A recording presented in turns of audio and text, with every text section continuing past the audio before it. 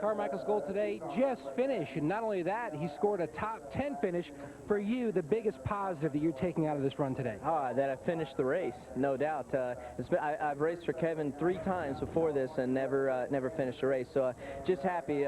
Didn't want to tell anyone what our goal was, but he just said, man, if you get top 15, that would be good. So I bettered his goal, and I just can't say enough for Monster Energy Chevrolet.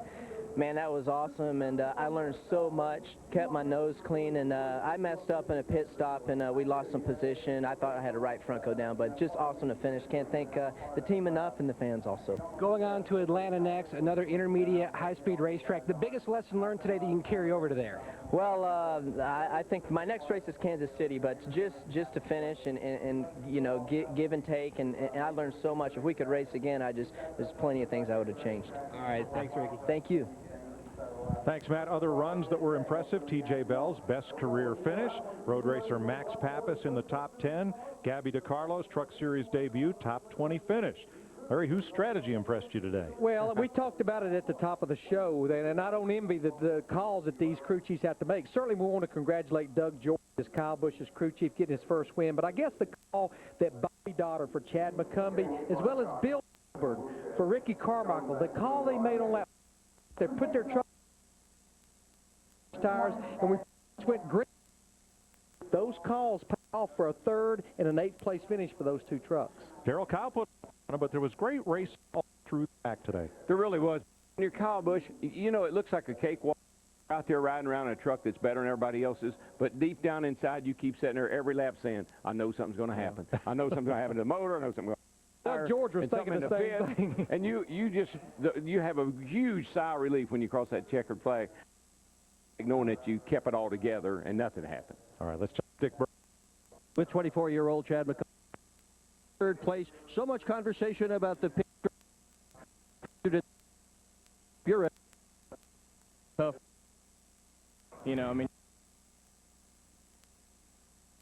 and so it was, you know, Bobby Dotter's man on top of this pit box, and he really made it happen for us today. We made the truck a lot better, and we were really very, very good at the end. I mean, even though we had a few laps fresher tires, and just an awesome effort for these guys. You know, SS Greenlight Racing, these guys worked really, really hard over the off-season to get to this point.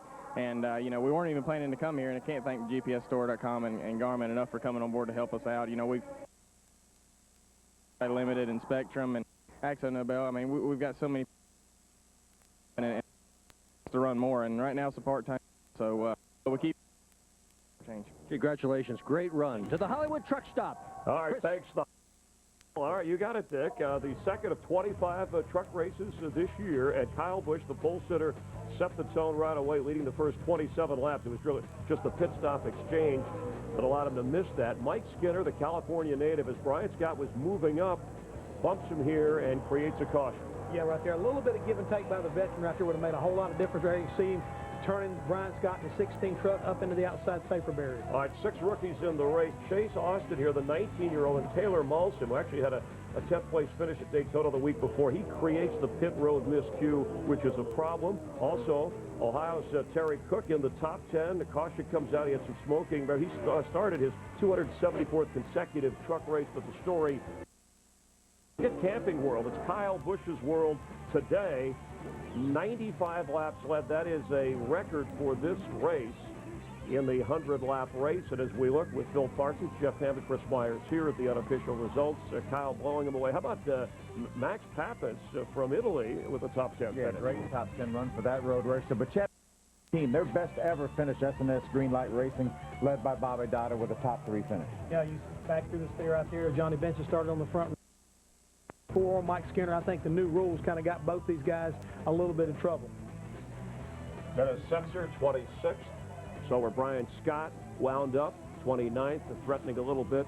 Of course, we were down to pretty much 25 trucks racing once people got rolling here with Jeff and Phil. Well, we had, what, the most Toyotas, 16 starting in this race, 13 Chevys, and Toyota winning again the first 2 races of the year. Well, we kind of knew that if he got out front, and I'm talking about Kyle, felt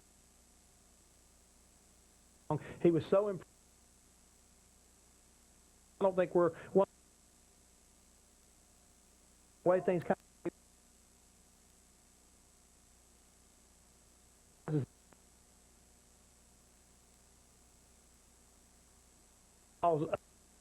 being and then running out of fuel.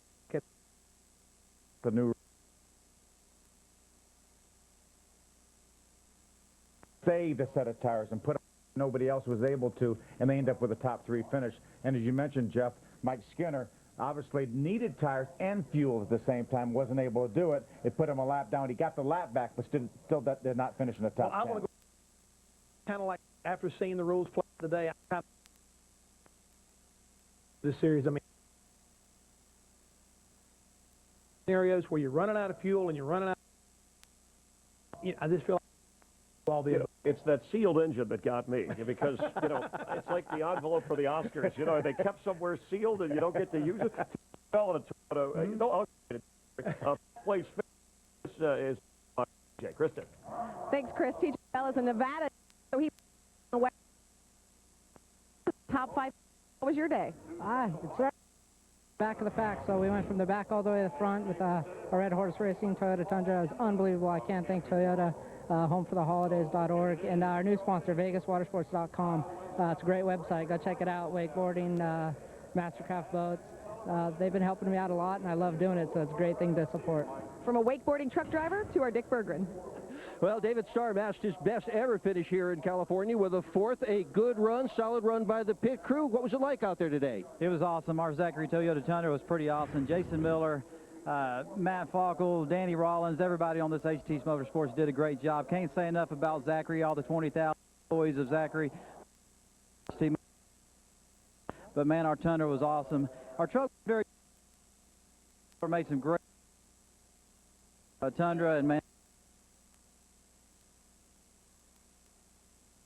Thanks, Dick, and we'll check the point standings. And again, Kyle Busch, who was frustrated with that second-place run at Daytona, here, and is your full circuit as far as the Truck Series is concerned. So early on, you got to believe that Todd Bodine is once again he's on pace to try to repeat as a champion. But Matt Crafton has already said it's going to be my year.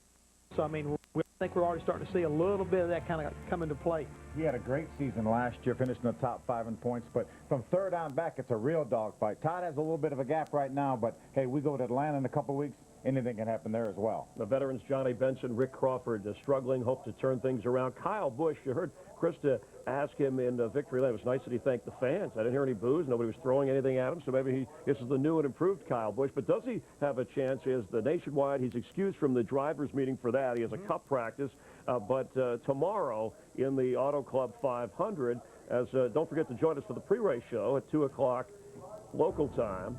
5 o'clock Eastern. Darrell Waltrip will talk with Dale Earnhardt Jr. We'll chat live with the Daytona 500 winner, Matt Kenseth, as well. Of course, Jimmy Johnson, Jeff Gordon, who have each won the race 3 times, will be with us as well, and we'll get you ready on Oscar night here in Southern California.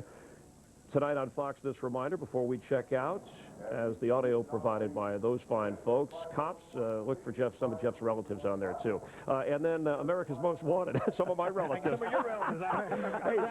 So real quick, Kyle Busch, the chance of, I don't know about a sweep, but he's the guy you have to look for on Sunday. Oh, you do. I mean, whenever they drop the green flag and he's in behind the wheel, you've got to consider him a favorite. And he's already won here in all 3 divisions. Even prior to today, he won 21 of these races last year between the 3 series.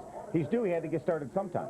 And Brian Vickers, who actually was going to be on the pole with an engine change for Sunday's race, has to move to back of the pack, so that benefits some of the other drivers up front.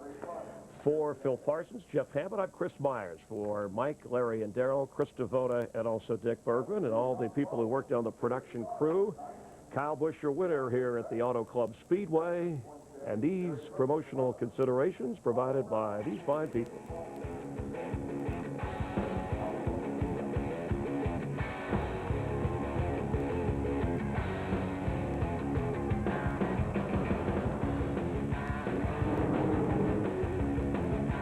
So Kyle Busch wins it, leading 95 laps, only 3 leaders, 4 lead changes, average speed just under 146 miles per hour.